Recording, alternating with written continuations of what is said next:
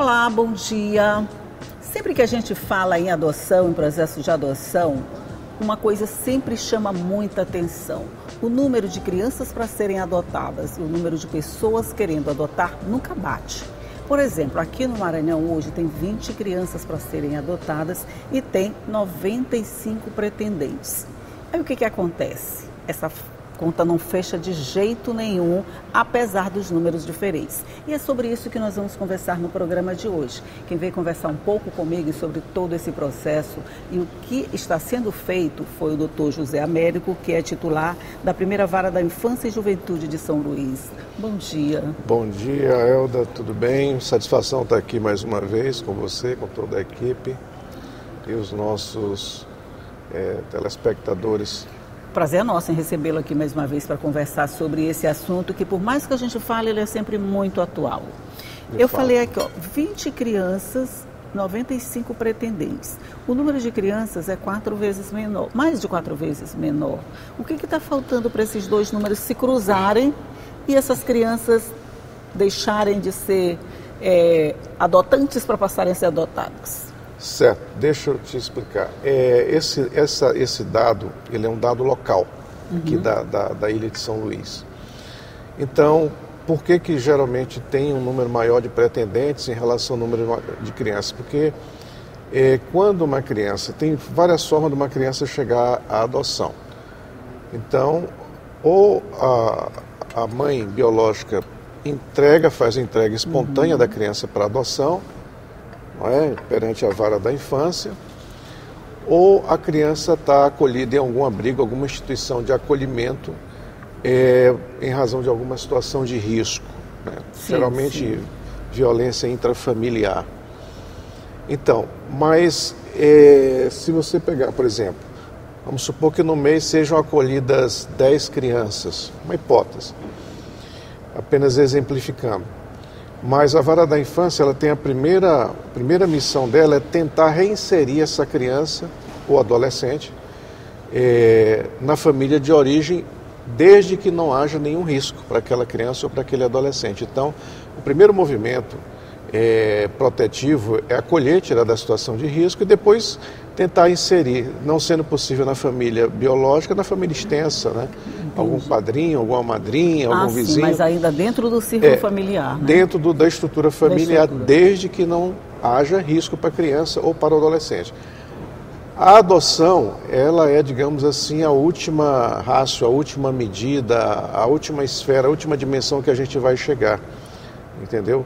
Então é por isso que, geralmente, vamos supor que nós fizemos agora, na semana passada, a Semana das Audiências nos abrigos para rever as situações das crianças. Então, nós, por determinação do Conselho Nacional de Justiça, o juiz da infância tem que fazer essas audiências dos abrigos a cada 6 meses e a cada 3 meses ele tem que fazer a revisão dos processos. Isso ajuda muito. Então, vamos supor que se nós temos 20 crianças acolhidas no abrigo, e aí 8 consigam serem reinseridas. Às vezes é uma tia que está em outro estado, que quer ficar com a guarda da sobrinha ou do sobrinho. Enfim, então por isso é que há um escalonamento móvel desses dados. Então, peraí, só para a gente entender. A criança, desde que dada para adoção pela própria mãe ou retirada do seio familiar por vários motivos, a primeira situação é reinseri-la nessa família. Não. Quando a mãe, ela, digamos assim, geralmente a gente fez um trabalho com o apoio da Coordenadoria da Infância, né, um trabalho conjunto de conscientização nas maternidades. Então, quando a parturiente, ela já declara perante o corpo clínico médico que não quer a criança que pretende entregá-la para adoção, aí a gente já faz o acompanhamento. Quando a criança nasce, a gente dá uma tolerância para ver se a mãe quer realmente entregar a criança, porque pode haver um estado puerperal, então a gente tem que esperar no mínimo 30 dias. A gente não sabe como é que foi essa gestação, os problemas que ela enfrentou. Então a gente não vai simplesmente recebendo a criança. A gente, se não tiver risco, a gente tenta manter com a mãe, tenta sensibilizá-la. E em alguns casos, né, recentemente, teve um caso que acho que 2 semanas atrás, que a mãe realmente voltou atrás e ficou com o filho. Então, nesse caso aí, agora quando a gente vê que é uma decisão consciente, que já passou aquele período clínico da puérpera, do estado puerperal, às vezes pós-parto. Estresse, pós-parto. É complicado, a gente tem que compreender a condição da mulher. Então, se houver uma decisão consciente, ela entrega, a gente coloca no abrigo próprio para bebês, né? E aí depois, esse processo de adoção ele é mais rápido, porque a gente julga extinto o poder familiar da mãe e já chama o pretendente que está na vez inscrito junto ao Sistema Nacional de Adoção e Acolhimento. Nesse caso, quando é esse bebê, nessa situação, algum familiar também não pode se responsabilizar por ele? A gente faz esse trabalho de pesquisa. Entendi. Eu estou só querendo entender esse caminho. Depois Certo. da criança ser colocada para adoção, seja lá quais forem os motivos, o bebê, o adolescente, qualquer um, o primeiro passo é buscar a família para ver se ela volta para o seio familiar. Não, deixa eu explicar melhor. Quando tem 2 formas, como eu disse, de adoção. Quando a mãe entrega voluntariamente, né? Eu falo quando não é mais bebê, quando a criança está em situação de risco. Aí nesse caso, quando não tem possibilidade de reinserção, a gente tem que julgar um processo que é chamado de destituição de poder familiar. Porque se a criança foi colocada em situação de risco, então a mãe e os pais, né, os responsáveis, no caso pai e mãe nesse caso, a gente tem que verificar até que ponto eles se omitiram em relação ao dever familiar. E o poder familiar. E constatado que houve maus tratos, negligência, enfim, aquelas causas que levam à destituição do poder familiar, a gente profere a sentença e declara a criança apta para adoção. Mas esse processo ele é um pouco demorado. Ele requer uma instrução, requer oitiva de testemunhas, elaboração de laudos psicossociais para a gente ter uma margem de segurança, porque é uma decisão que a gente procura ter muito cuidado, porque é uma medida muito extrema você tirar o poder familiar de um pai e de uma mãe. Então, esse processo a gente conduz com muita prudência, como todos os outros, mas esse aqui a gente tem uma atenção específica porque é uma medida muito extrema. Leva mais ou menos quanto tempo para que um processo desse ocorra, doutor? Olha, depende da configuração do caso. Pode durar 2 meses, pode durar 7 meses, pode durar 1 ano, dependendo da configuração familiar. Quer dizer, cada caso é um caso, é analisado individualmente, não tem como fazer uma sentença por atacado, vamos dizer assim. Não, porque veja bem, você colocou bem, porque o juiz da infância, ele não julga só um fato em si isolado, ele julga a condição humana. Isso. Então, cada caso é um caso. Quer dizer, se você pegar 2 mães que na maternidade declararam que querem entregar o filho para adoção ou a filha, mas se você for analisar a história dessas 2 mulheres, são únicas. São completamente diferentes. Completamente diferentes. Isso. E é como eu digo, você tem que ter muita atenção à condição da mulher também, porque geralmente são vítimas. Verdade, de políticas públicas ausentes, de uma opressão econômica, familiar, social. Então a gente tem que analisar a situação dentro de um sistema, entendeu? Não tem aquela de dizer essa mãe não presta porque ela está dando filho para adoção, não. Tem que ser analisado o que levou ela a essa situação e a possibilidade de reversão também dessa situação. É o que eu sempre digo, o juiz, seja ele da infância ou qualquer outro juiz, ele não pode emitir um julgamento moral. O julgamento ele é científico com base em provas. Então nenhum julgador ele pode adjetivar uma pessoa, essa pessoa não presta, essa pessoa aquilo. Não, isso é até proibido pela Constituição Federal, pelas leis da República. Então ele tem que ver a condição humana. Então o que acontece? Às vezes a mãe, o ato dela entregar uma criança para adoção é um ato de amor. Porque ela pode chegar à conclusão de que não tem condição, que tem limitações, e apesar de toda a tentativa da vara da infância não foi possível, porque realmente ela, por razões as mais diversas, ela conclui que a melhor forma de amar aquela criança é entregá-la para uma família adotiva. É uma medida extrema, mas é uma forma de amor. Então, por isso é que nesse caso a gente não faz a destituição do poder, a gente simplesmente extingue, porque ela não violou nenhum poder familiar, nenhum direito da criança, entendeu? E nesses casos aqui, só para mim, ninguém está ouvindo, né? É muito raro vocês conseguirem sensibilizar essa mãe a ficar com essa criança, ou acontece mais do que a destituição? Olha, nesses casos a gente tem tido algum êxito em sensibilizar, entendeu? Eu diria que hoje, dentro de uma estatística aqui, puxando pela memória, como se diz, eu acho que daria uma base de 50% para 50%. Ah, que legal. Alguns casos isso a gente consegue, entendeu? Sensibilizar, outros não. Aí a gente também tem que respeitar. Sim. Ok, nós vamos fazer só um intervalinho aqui na nossa conversa. Esse assunto é mesmo complicado, é difícil de entender, mas nós vamos entendendo tudo direitinho para saber quais os caminhos da adoção, quais as melhores formas de fazê-lo. A gente volta já, é só um minuto.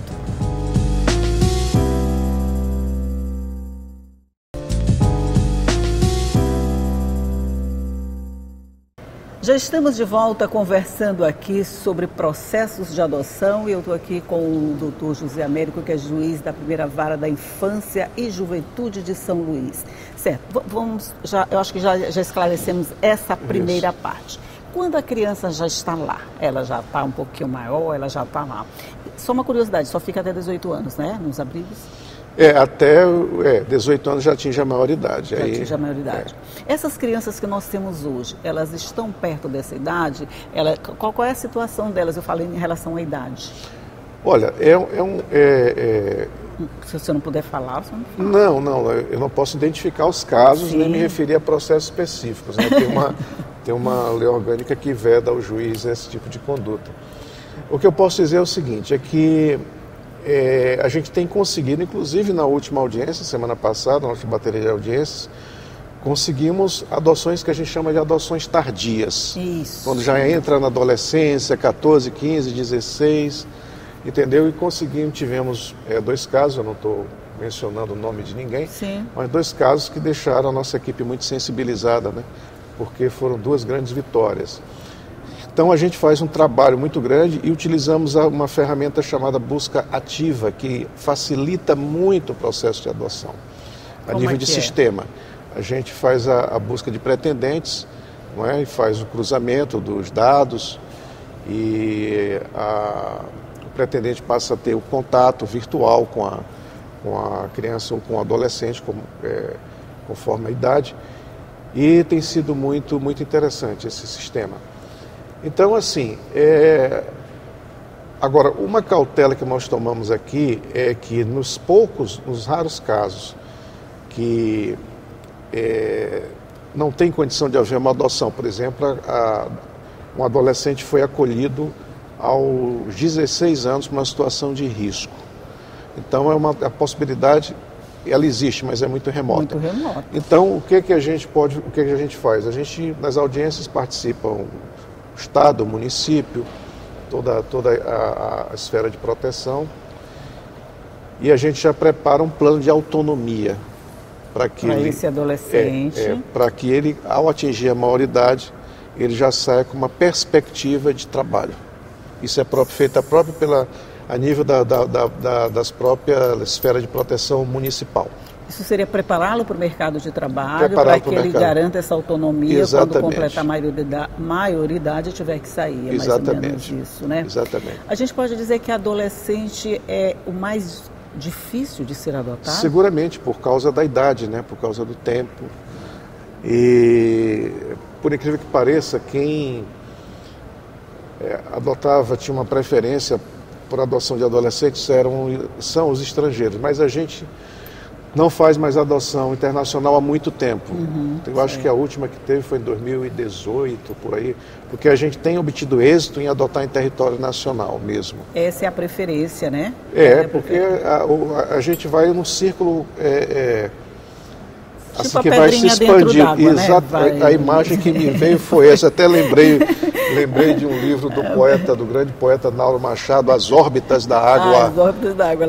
Muito interessante, poeta de saudosa memória. Um poeta vocês vão seguindo essas órbitas da então, água. família extensa, pretendentes à adoção, pretendentes na cidade, pretendentes no mesmo estado, pretendentes na região.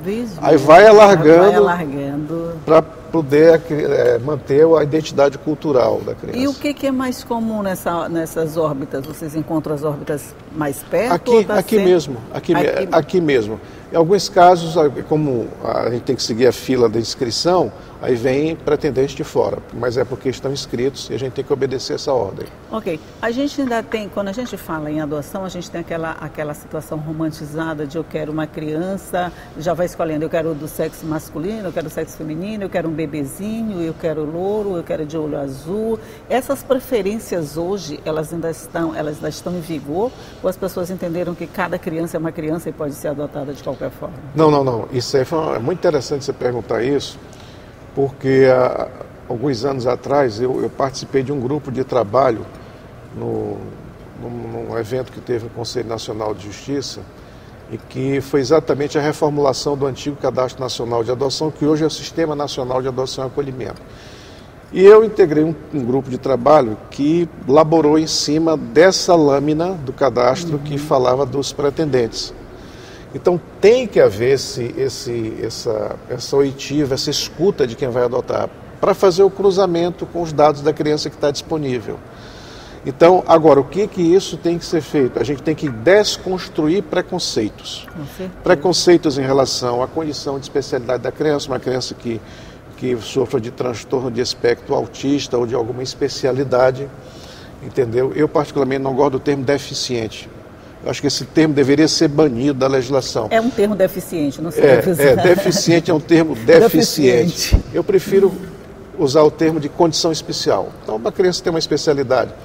Mas tem pretendentes que eles já optam com uma criança com alguma especialidade, ou por uma questão religiosa, ou uma questão mesmo de humanitária, enfim, a gente não entra nesse campo.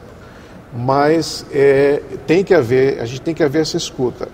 E, por exemplo, quem pretende, eu falo isso e eu considero a imprensa talvez a maior parceira seguramente a maior parceira do Poder Judiciário na área da infância é a imprensa.